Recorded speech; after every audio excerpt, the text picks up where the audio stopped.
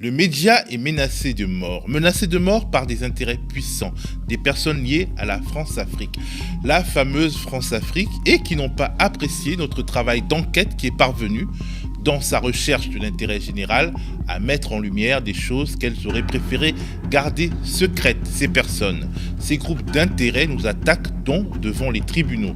Des personnes très bien connues, de figures puissantes en France, comme Xavier Niel, magnat des télécoms et premier actionnaire du quotidien Le Monde, Arnaud Montebourg, ancien ministre de l'économie et candidat à la présidentielle, ou encore Anne Lauvergeon et l'ancien président guinéen Alpha Condé. Nous parlerons des scandales que ces personnes veulent étouffer et de leurs attaques contre le média, tout de suite avec notre journaliste Thomas Dietrich.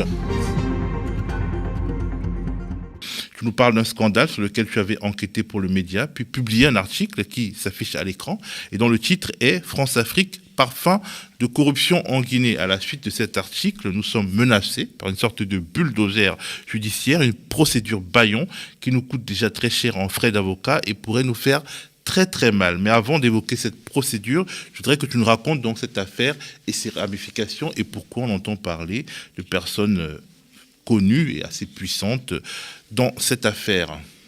Cette affaire, elle est symptomatique un peu de ce qu'est la France-Afrique. Comment finalement des hommes d'affaires français peuvent faire des millions et des millions d'euros sur le dos des peuples africains avec la complicité de dictatures locales. Il faut savoir que la Guinée, c'est une ancienne colonie d'Afrique francophone, mais qui a eu un destin un peu particulier, puisque c'est la seule colonie qui avait voté non au projet de communauté du général de Gaulle et qui était sortie de la communauté, qui avait eu son indépendance plus tôt que les autres colonies en 1958, et donc qui avait coupé un peu le cordon ombilical avec la France. Il n'y a par exemple pas de franc CFA en Guinée, il n'y a pas de présence militaire française. Mais ce qui s'est passé, c'est que au tournant des années 2010, en 2010, il y a eu l'élection d'un monsieur qui s'appelle Alpha Condé, qui était un opposant historique, condamné à mort, qu'on présentait un peu comme le Mandela guinéen, et qui avait vécu des années d'exil en France, à enseigner à la Sorbonne, et qui avait notamment des amis comme le ministre des Affaires étrangères de l'époque, de Nicolas Sarkozy, qui s'appelle Bernard Kouchner, qui a beaucoup aidé à son élection. Et donc Alpha Condé est arrivé au pouvoir, et avec lui, un certain nombre de réseaux france-africains, je pense notamment à Bolloré, qui avait fait toute la communication de la campagne d'Alpha Condé, et qui en échange a eu la concession du port de Conakry, la capitale guinéenne. Et l'idée d'Alpha Condé, au départ, ce qui n'était pas de mauvaise idée, c'était de remettre à plat tous les permis miniers, puisque la Guinée est un pays très très riche en terres miniers, je parle d'or, de diamants, mais aussi de bauxite, le bauxite qui est le minerai qui sert à fabriquer l'aluminium. On parle de 30 à 40% des réserves mondiales qui seraient situées en Guinée. Donc Alpha Condé, en 2013, avec l'aide de Tony Blair et de George Soros, a remis à plat tous les contrats existants parce qu'effectivement, ils lésaient l'État guinéen, ils étaient entachés de corruption. Donc, ce qui est plutôt une bonne idée. Sauf que ce qui s'est passé, c'est qu'ils ont donné ces contrats-là à des gens qui étaient encore plus corrompus que ceux qui étaient avant. Et c'est là qu'interviennent deux jeunes Français, on ne connaît pas trop, deux jeunes entrepreneurs qui ont la vingtaine, même pas la trentaine, qui s'appellent Romain Girbal et Thibault Launay, qui sortent de HEC. Ils arrivent en Guinée. Romain Girbal est le fils d'un ancien attaché de sécurité intérieure à l'ambassade de France à Conakry. Alors ils essayent des trucs, ils n'arrivent pas trop, ils spécialisent dans le jus de mangue, ils essayent de vendre des blocs de pétrole offshore qu'ils n'ont pas. Bon, ça marche pas trop. Et puis, à cause de leur relation avec le pouvoir en place, notamment Mohamed Diané, qui est le directeur de cabinet d'Alpha Condé, qui est une sorte de bras droit du président, ils montent une petite société avec 1 000 euros, pas grand-chose, et ils arrivent à avoir un permis d'exploration minier pour la bauxite dans la zone de Bokeh, qui est la grande zone minière au nord de la Guinée.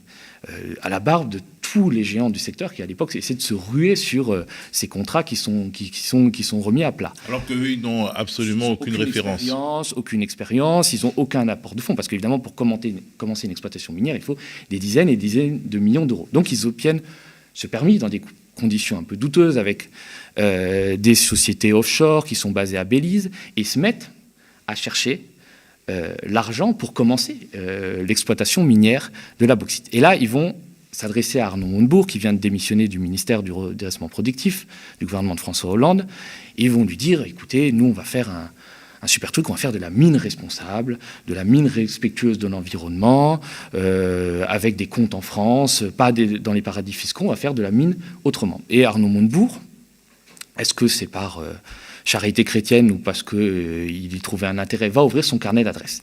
Et il va présenter à ces deux jeunes entrepreneurs tout un tas de personnalités que tu as cités, comme Xavier Niel, le patron de Free, Jean-Pierre Valentini, qui a été cité dans l'affaire du Probokoala, qui était une affaire de pollution d'un cargo qui avait pollué en 2006 à Abidjan et qui avait fait 17 morts en Côte d'Ivoire et qui a fait 17 morts, l'armateur Dreyfus, et aussi l'ancienne patronne d'Areva, Anne Lauvergeon. Et d'ailleurs, Anne Lauvergeon, on peut le voir, va aller jusqu'à Conakry, rencontrer Alpha Condé et puis vendre ce projet de mine responsable. Ils vont monter une société qui s'appelle Alliance Minière Responsable. Ok, on regarde Anne Lauvergeon quand elle est partie en 2016, je crois, dans le bureau d'Alpha Condé, le président de Guinée.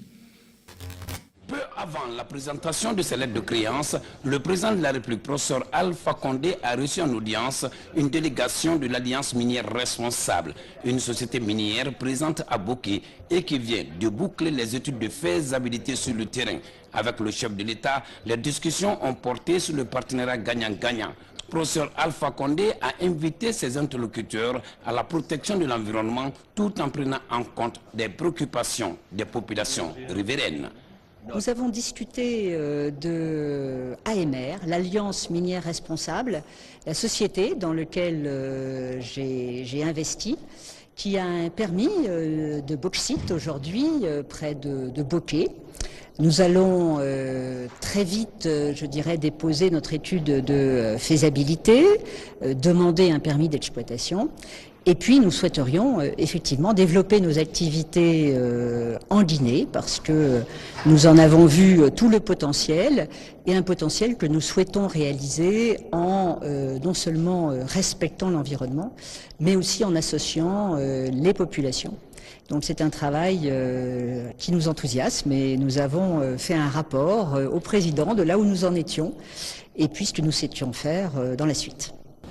Dans cette dynamique, il est question de permettre aux Guinéens de mieux profiter des ressources naturelles du pays. Alors on voit que ce beau monde a des déclarations, des belles déclarations d'intention. Est-ce que au final, ils vont réussir à faire ce qu'ils ont promis de faire, c'est-à-dire une sorte d'exploitation minière responsable qui redonne au peuple de Guinée finalement ce qui lui appartient, c'est-à-dire les fruits de son sous-sol? Alors c'est ce qu'ils vendent. Il faut voir que d'ailleurs sur la vidéo, on voit qu'il y a l'ambassadeur de France en Guinée, M. Cochery, qui est présent. Donc il y a le soutien des autorités françaises. Et tu as dans les médias français des papiers dithyrambiques sur l'Alliance minière responsable, la start-up qui fait chavirer le tout Paris. C'était Les Échos, le quotidien de Bernard Arnault. Mais ce qui va se passer, c'est que finalement, en juin 2017, AMR va céder son permis. Alors, on parle officiellement d'amodiation, qui est une sorte de leasing où on concède les droits d'exploitation à une autre société, mais en fait, c'est une cession déguisée à une société qui est devenue en quelques années le plus grand acteur dans la bauxite en Guinée, c'est la société minière de Bokeh.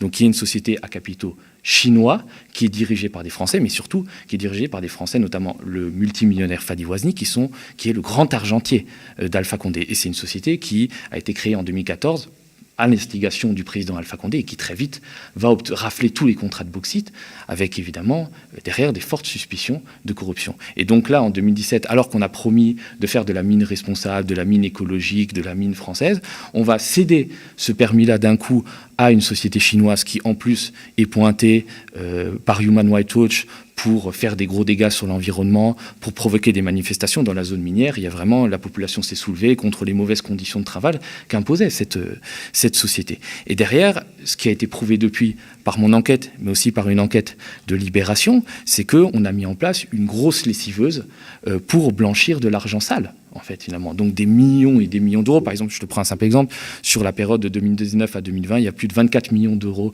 qui ont été blanchis. Il y a des retraits en espèces de 4 à 5 millions d'euros. Enfin, c'est des sommes absolument faramineuses que va permettre justement ce deal entre cette société Alliance minière responsable et la société minière de Bokeh. Et derrière, tout ça sur le dos du peuple guinéen. On se dit tout ça pour ça, finalement, pour faire une sorte d'opération de cavalerie financière. Et tout ça avec des comptes dans les paradis fiscaux, puisque la société minière de Bokeh est présente dans les paradis fiscaux, notamment aux îles Vierges et aux Seychelles. Et donc, finalement, tout ça n'aurait-il pas alimenté les principaux protagonistes de cette affaire, que ce soit la société AMR, les grands pontes comme Anne Lauvergeon, comme Xavier Jovenel, mais aussi la dictature d'Alpha Condé. Parce que derrière, il y a quand même une question qui se pose, c'est-à-dire, est-ce que cette opération minière n'a-t-elle pas permis de financer une dictature? Puisque ce Alpha Condé-là, qui était venu avec la stature, l'aura de l'opposant, va se réveiller, le Mandela va se révéler Idi Amin Dada.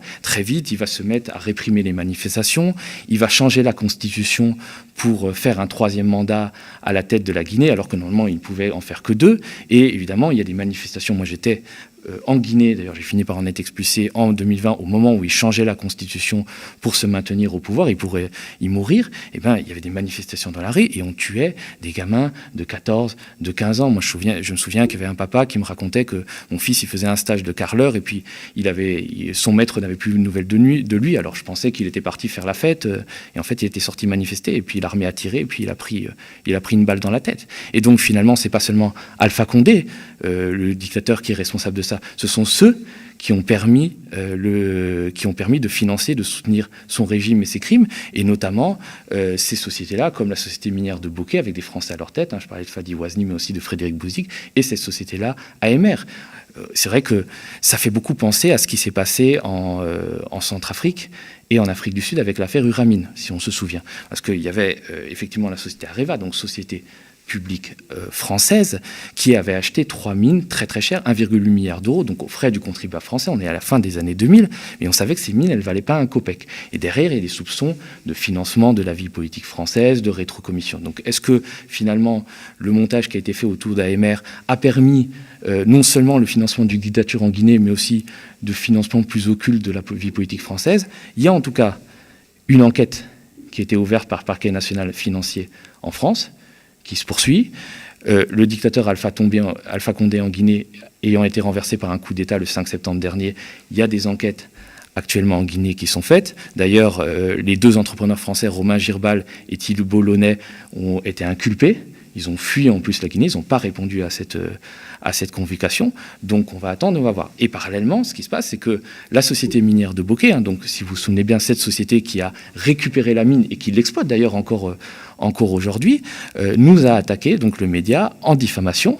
Alors, ils auraient pu très bien le faire par huissier, mais je pense qu'ils ne sont pas tout à fait sûrs de gagner, donc ils l'ont fait par une plainte contre X qui rallonge beaucoup les délais, mais c'est une manière de nous mettre sous pression, de faire en sorte qu'on ne parle plus de cette affaire, parce que derrière, en fait, il y a tous ces entrepreneurs-là, ces hommes d'affaires, se sont fait de l'argent sur le dos du peuple guinéen. Libération avait calculé qu'il y avait un manque à gagner en termes d'impôts de plus de 8 millions d'euros par an pour le fisc guinéen, que le fisc guinéen, à cause d'AMR, perdait 8 millions d'euros par an, puisque cette société, en plus déjà d'avoir récupéré un permis pour des cacahuètes, fait ce qu'on appelle de la fraude fiscale, c'est-à-dire ils font des fausses factures pour minorer le bénéfice de la société et payer moins d'impôts au fisc guinéen. Donc c'est vraiment, on le fait au détriment d'une population qui fait partie des 15 pays les plus pauvres de la planète, alors que son sous-sol regorge de richesses, un sous-sol qui est pillé par des Russes, par des Chinois, mais aussi par des hommes d'affaires français, des sociétés françaises.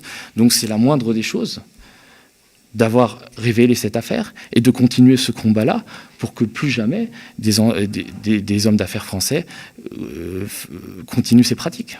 Alors, les figures, les personnalités qui ont finalement cautionné l'aventure industrielle de ces 2 jeunes Français, donc je pense à Anne Lauvergeon, à Xavier Niel, à Arnaud Montebourg, qu'est-ce qu'elles disent de tout cela?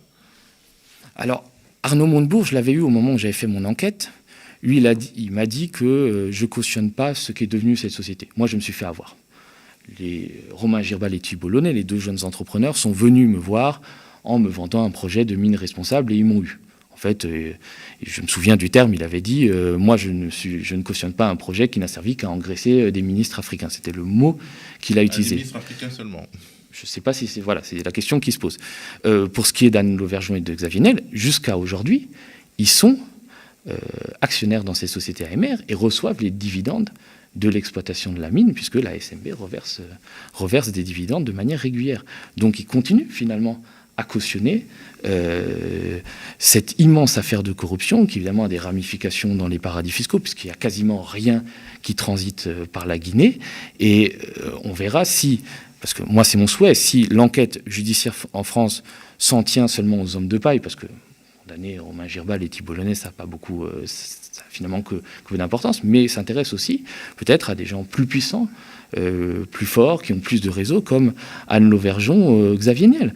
Alors, on l'a dit, certains acteurs de cette sombre affaire nous attaquent en diffamation, mais ils ont racheté une usine française à Gardanne, une usine qui s'appelle Alteo. Et donc, est-ce qu'on peut considérer que c'est une sorte de moyen de pression qu'ils ont, puisque c'était une usine qui était un peu à la dérive, qu'ils ont racheté? Est-ce que c'est une sorte de moyen de pression justement pour se donner de l'importance aux yeux des responsables politiques à qui ils peuvent vendre de l'argent frais qu'ils investissent comme ça dans une usine en région? Alors, c'est vrai que donc l'usine Alteo de Gardanne, qui est un fleuron industriel français, effectivement, qui a perdu de sa superbe, été créé à la fin du 19e siècle, et qui a été mêlé au scandale des boues rouges, puisque dans le cadre de la transformation de la bauxite en aluminium, il y a des forts rejets, il y avait une pollution notamment dans les calanques dans le sud de la France. Et une des filiales de la société minière de Bokeh, UMS, qui est dirigée par ce fameux Fadi Wazni, qui était ce millionnaire franco-libanais qui était le grand argentier d'Alpha Condé, a racheté l'usine Alteo de Gardanne. Donc ils ont déposé une offre au tribunal du commerce. Mais moi, il y a quelque chose qui m'a surpris dans cette affaire, c'est qu'en déposant l'offre, ils ont mis les statuts de la société qui rachetait, UMS, et avec des statuts qui étaient dans les paradis fiscaux, aux Seychelles, aux îles Vierges. Et si on écoute Bruno Le Maire, le ministre de l'économie, jamais, au grand jamais, on confiera une usine française, notre patrimoine industriel français, à des sociétés qui ont des ramifications dans les paradis fiscaux. Or, le tribunal du commerce de Marseille a validé la reprise de cette société par justement une société minière par une filiale de la société minière de Bokeh qui a des ramifications dans les paradis fiscaux. Donc déjà, c'est une question qu'on doit se poser, et on doit s'inquiéter justement des emplois, puisqu'il y a quand même presque 500 emplois qui sont dans le sud de la France à Gardanne, qui sont aujourd'hui en danger. Est-ce que ces emplois sont préservés de manière pérenne, ou finalement ce rachat va permettre des opérations assez douteuses et va conduire à terme à une fermeture de l'usine de Gardanne, qui souffre évidemment de la concurrence d'usines à l'étranger, notamment d'usines chinoises qui transforment à moindre coût la bauxite. En tout cas, c'est très intéressant ce que tu nous dis, Thomas. On rappelle que le travail d'investigation que nous menons, que tu mènes de manière principale, en fait, c'est un travail difficile qui nous vaut un procès dans lequel on engage des frais. Et donc, nous sommes dans une sorte de course avec des gens qui ont beaucoup d'argent, et nous en avons peu, nous n'en avons pas. Donc, c'est aussi une raison de nous soutenir, de soutenir le média, de nous faire des dons, de devenir sociaux, parce que justement, il faut des médias indépendants pour enquêter sur ces dérives France-africaine. C'est vraiment, on a toutes les preuves de ce qu'on a avancé. Bien sûr, c'est une enquête qui a été faite de manière sérieuse et qui a été confirmée par plusieurs médias. Mais c'est vraiment le cas typique de la procédure Bayon, tel que ça a été pratiqué par Bolloré, qui, par exemple, quand on enquêtait sur les activités de Bolloré en Afrique, notamment dans les ports, attaquait systématiquement les médias qui dévoilaient des choses sur la gestion assez opaque de Bolloré en Afrique. Donc c'est vraiment une procédure Bayon. Alors moi, j'ai assez confiance en la justice de notre pays, qui sait très bien faire la distinction entre des vraies procédures pour diffamation et des procédures Bayon. On veut simplement faire taire une enquête journalistique. Et en général, les juges n'aiment pas trop les grands patrons un peu voyous qui ont des comptes dans les paradis fiscaux et qui attaquent des journalistes qui n'ont fait que leur travail et qui n'ont défendu que l'honneur de leur profession. Alors, nous avons donc des procédures Bayon, mais il y a aussi des menaces directes, notamment de services de renseignement. Les services de renseignement tchadiens, sur d'autres enquêtes, t'ont menacé à titre personnel avec des complicités françaises, en tout cas des complicités françaises qu'on imagine. Est-ce que tu veux aussi nous parler de ce type de pression ? Ça, c'est sur une toute autre affaire, donc qui n'a rien à voir.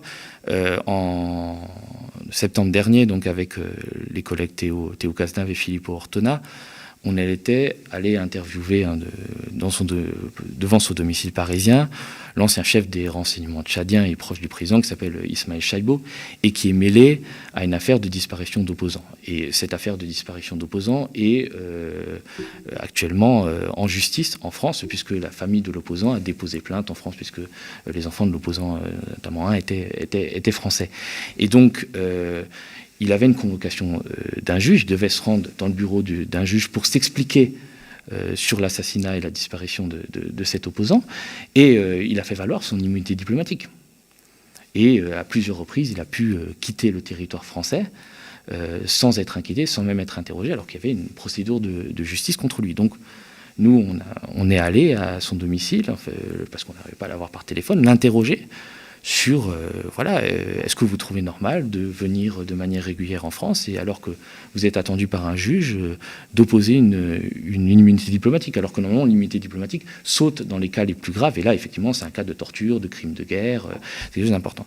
Et ce qui s'est passé, donc c'était une conversation tout à fait normale, d'ailleurs qu'on a diffusée sur le média, une interview dans les règles de l'art, et ce qui s'est passé, c'est que ce monsieur-là, ce chef des renseignements tchadiens, a déposé plainte contre moi pour des prétextes complètement farfelus, des menaces de mort, des injures racistes, et j'ai été quand même placé en garde à vue. Alors ça n'a pas duré bien longtemps, puisque le policier en face, il s'est bien rendu compte de l'inanité des accusations, mais c'est quand même des pressions qui peuvent être inacceptables. Et je ne suis pas le seul à en subir sur des journalistes, avec la complicité quand même de la justice et de la police française, parce qu'il faut bien qu'il y ait un procureur qui décide de ça. Mais ce ne sont pas les autorités tchadiennes qui décident de mettre en garde à vue des journalistes français en France. Ça montre bien que la France-Afrique continue, malgré tout ce qu'on dit, malgré tout ce qu'on dit à chaque campagne présidentielle, qu'elle est morte, qu'elle est finie, qu'elle est à l'agonie, elle continue à exister, et ces liens incestueux entre les pouvoirs français et certaines dictatures africaines continuent à perdurer au détriment des peuples et au détriment de l'information.